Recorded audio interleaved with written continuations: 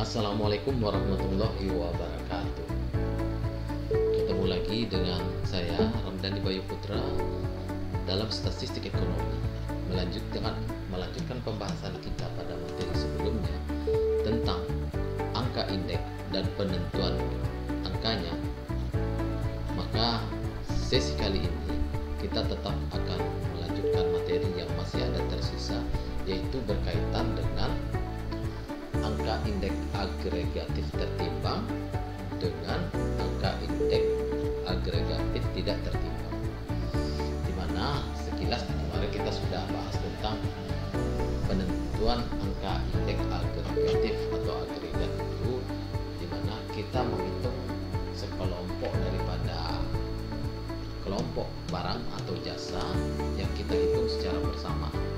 Kemarin ada contoh kita menghitung indeks harga relatif sederhana untuk 9 macam harga pokok makanan, termasuk juga mungkin kita contohkan indeks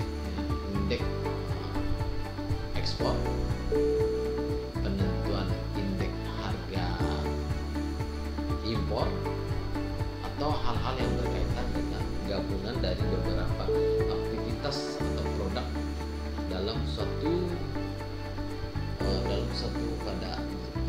kelompok jenis barang. Di sesi kali ini kita akan membahas lebih kepada agregatif tertimbang dan tidaknya.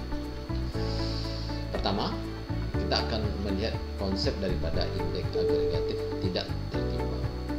Sebagaimana yang di slide pertemuan beberapa kita kemarin, kita sudah membahas tentang agregatif tidak tertimbang. Di mana dalam penentuan indeks agregatif tidak tertimbang belum dimasukkan faktor-faktor yang mempengaruhi atau yang berdampak terhadap penentuan dari indeks agregatif itu sendiri. Itu pokok dasar. Tapi kalau indeks agregatif tertimbang, malah di sana dalam penentuannya kita sudah memasukkan semua faktor-faktor yang mungkin mempengaruhi naik turunnya daripada indeks agregatif itu sendiri. Oke, kembali ke konsep untuk indeks agregatif tidak tertimbang.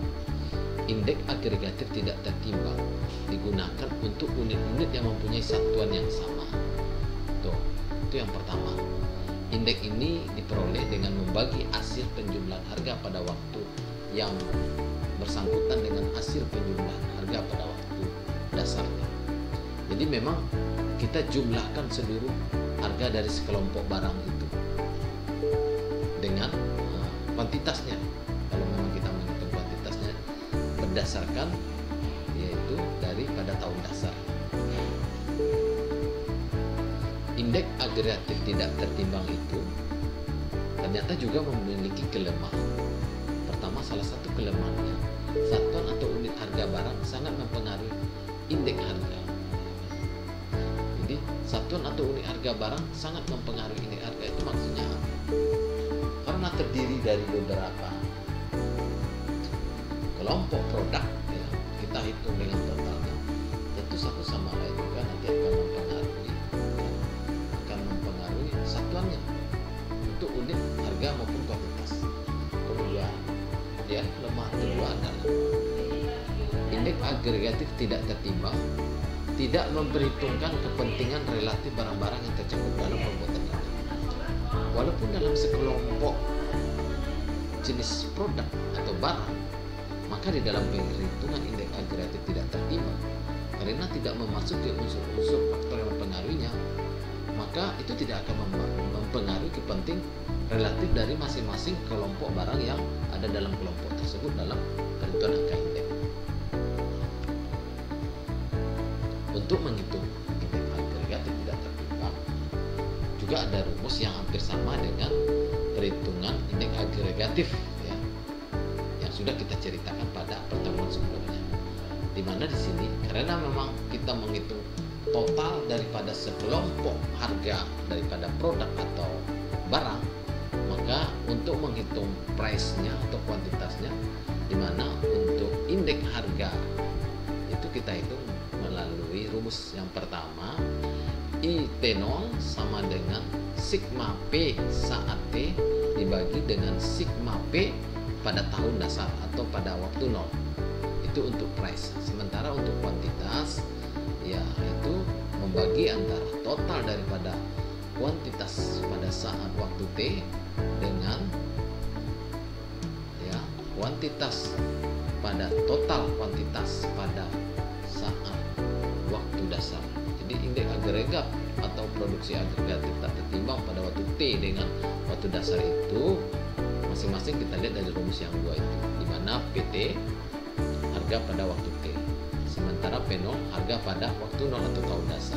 Begitu juga dengan QT, produksi pada waktu T, sementara Q0 adalah produksi pada waktu 0 atau tahun dasar. Maka memang berbeda sekali. Kalau tadi mungkin indeks harga sebelumnya kita bahas indeks harga agregatif untuk untuk price, untuk harga dengan kuantitas, kita tidak menghitung berdasarkan totalnya, tetapi malah kita hitung satu persatu, tetapi tetap sekelompok daripada produk atau jasa tersebut atau barang. Oke, sebagai implikasi daripada rumus tersebut, kita akan lihat contoh di bawah. Ini data yang menyajikan pengeluaran rumah tangga untuk tahun 2000 sampai tahun 2004. Itulah indeks harga tak tertimbang untuk tahun 2002 dengan waktu dasar tahun 2000.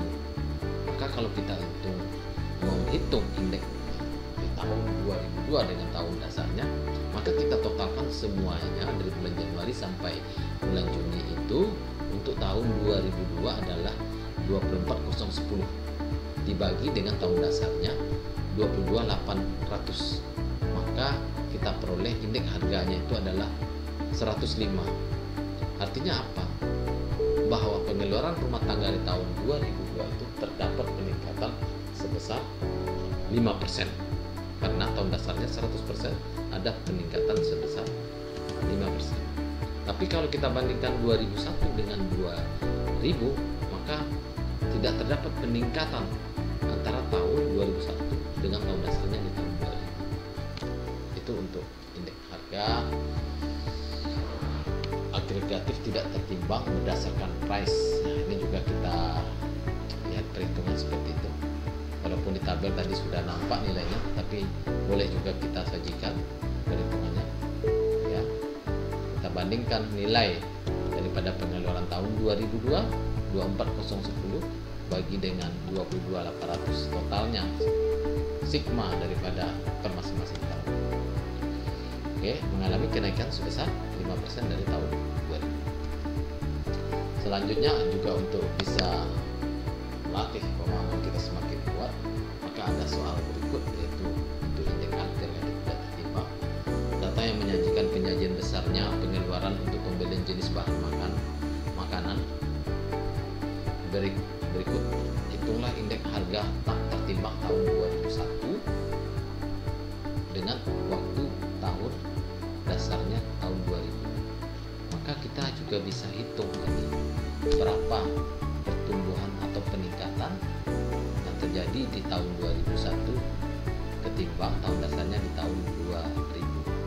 Ya, tetap bisa kita hitung indeks agregatif tidak tertimbangnya. Itu kita jumlahkan dulu per masing-masing tahun, totalnya per total tahun dasar. Nanti bisa saudara coba hitung kira-kira terjadi peningkatan atau terjadi penurunan untuk indeks agregatif tidak tertimbang. Oke, itu tadi adalah indeks agregatif tidak tertimbang. Berikut ini kita akan lihat lagi bentuk indeks agregatif tertimbang. Kalau indeks agregatif tertimbang itu sudah memasukkan faktor-faktor yang akan mempengaruhi naik turunnya angka indeks tersebut. Berbeda dengan agregatif tidak tertimbang, memang tidak memasukkan faktor-faktor yang mempengaruhinya. Di awal sudah kita jelaskan tadi. Indeks agregatif tertimbang, timbangan yang akan digunakan untuk pembuatan indeks atau faktor yang harus diperhatikan dalam menghitung indeks ini. Karena kita memperhitungkan faktor-faktor yang mempengaruhinya, maka kita juga harus memperhatikan bahwa kepentingan relatif dari masing-masing sekelompok produk itu sangat berpengaruh untuk mempengaruhi naik turunnya indeks yang akan kita bentuk. Kemudian yang kedua yang juga harus kita perhatikan dalam pembuatan indeks ini adalah hal-hal yang berhubungan atau berpengaruh dengan naik turunnya indeks tersebut. Jadi setiap pembentukan indeks agregatif tertimbang, faktor-faktor yang membentuk suatu indeks ini nantinya harus benar-benar kita perhatikan, harus benar-benar kita ketahui, dan hubungan antar suatu faktor dengan faktor lain yang memicu peningkatan atau penurunan daripada indeks agregatif tertimbang tersebut. Oke, untuk rumus mungkin indeks agregatif tertimbang relatif hampir sama, tetapi kalau agregatif tidak tertimbang, kita hanya membagi sigma price atau sigma key-nya dengan tahun dasar. Tetapi kalau indeks agregatif tertimbang, kita sudah memasukkan faktor-faktor lainnya. Di sini ada rumus indeks agregatif tertimbang pada waktu T dengan waktu dasar itu 0 atau tahun dasarnya, itu sama dengan adalah sigma P, ya, harga agregat pada waktu T dikali dengan harga agregat pada waktu 0 atau tahun dasarnya atau waktu dasarnya. Sementara kita bagi juga dengan sigma P, harga agregat pada waktu dasar dikali dengan Q, yaitu Q0, produksi agregat pada waktu 0. Lalu kita kalikan 100. Artinya apa? Ada perkalian antara price dengan key, yaitu ada kuantitas atau faktor-faktor yang memang mempengaruhinya dari sisi kedua periode waktu itu, yaitu tahun T dengan tahun dasarnya 0. Kemudian indeks agregatif tertimbang, sebagaimana yang pernah kita jelaskan, ada beberapa ukuran tentang indeks agregatif tertimbang. Itu ada indeks Laispires, yaitu, maka rumusnya juga ada, yaitu tinggal kita perhatikan mana P price pada waktu T dan price pada waktu 0, atau Q kuantitas pada waktu 0 atau kuantitas pada waktu T. Itu indeks Laispires. Sementara indeks harga Fish itu adalah, ya, bagian dari indeks pengukuran daripada indeks agregatif tertimbang yang juga menunjukkan besarnya indeks agregatif tertimbang tersebut. Maka rumusnya juga ada seperti tadi, hampir sama dengan indeks Laispires, tapi perhatikan bahwa ada perbedaan antara price, ya, P waktu T atau Q waktu 0 untuk masing-masing kedua rumus tersebut. Ada perbedaan yang menyolok. Mungkin pada indeks harga Fish itu ada indeks agregatif tertimbang harga itu sigma PT kali QT bagi dengan sigma P0 kali QT. Sementara kalau yang di atas untuk indeks Laispires itu sigma PT kali Q0 per sigma P0 kali Q0, sangat berbeda sekali. Begitu juga untuk indeks produksi. Indeks produksi juga berbeda antara Laispires dengan indeks harga Fish. Kemudian ada indeks harga agregatif tertimbang yang namanya indeks Drobis, yaitu ID sama dengan, ya, Drobis itu adalah sama dengan IL tambah IP bagi 2. Artinya apa? Itu adalah indeks harga ditambah dengan indeks produksi dibagi 2, itu maksudnya. Oke, ini nanti akan lebih bisa kita terapkan atau kita pahami melalui perhitungan atau melalui kasus nantinya. Selanjutnya, indeks agregatif tertimbang itu juga ada perhitungan indeks Irving-Fisher atau IF, yaitu di mana indeks Irving-Fisher itu sama dengan adalah akar indeks harga dikali dengan indeks produksi. Kemudian juga ada indeks Walsh, yaitu IW itu sama dengan sigma P PT dikali dengan akar daripada Q0 kali QT dibagi dengan sigma P0 kali dengan akar daripada Q0 kali QT kali 100.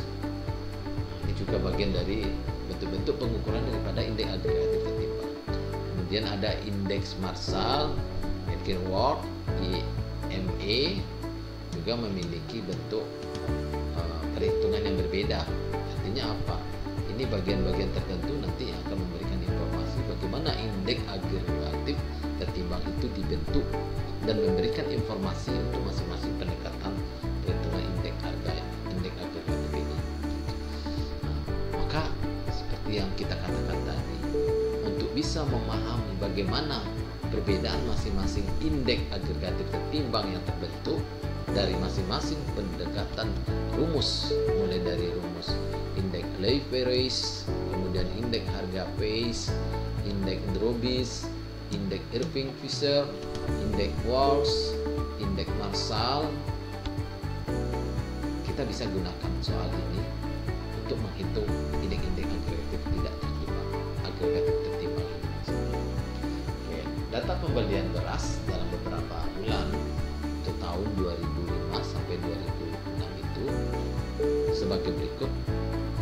Tentukan indeks agregatif tertimbang. Jadi ada 6 bulan, Januari sampai Juni, ada tahun 2005, tahun 2006, ada harga dan kuantitasnya masing-masing. Maka kita bisa mengukur indeks agregatif tertimbang melalui penggunaan pendekatan yang 6 tadi. Nah, ini dia tentunya untuk memudahkan kita bagaimana kita bisa menghitung masing-masing pendekatan harga tertimbang untuk masing-masing model atau perhitungan. Itu kita mudahkan dulu, kita buat dulu perkalian antara misalkan untuk kebutuhan rumus kita untuk masing-masing rumus ada P0 kali Q0, PT kali Q0, PO P0 kali QT atau PT kali QT. Itu dalam rangka bagaimana indeks harga tertimbang, leverage, pace, Drobis, Fisher, Marshall dan Walsh itu bisa kita hitung. Namun secara rata-rata kita mendapatkan bahwa masing-masing indeks agregatif tertimbang itu dia adalah sebesar, di sana adalah sebesar 105,46, ya, relatif hampir sama tetapi berbeda sekali satu sama lain. Dan ini tentu ada makna dari masing-masing indeks agregatif, di mana pembentukan indeksnya ditentukan oleh faktor-faktor yang mempengaruhi daripada naik turunnya indeks tersebut. Oke, ini juga nanti juga bisa digunakan untuk soal indeks agregatif tertimbang, ya. Buatlah indeks agregatif tertimbang untuk tahun 95 dengan waktu dasar tahun 94 dari data yang disajikan.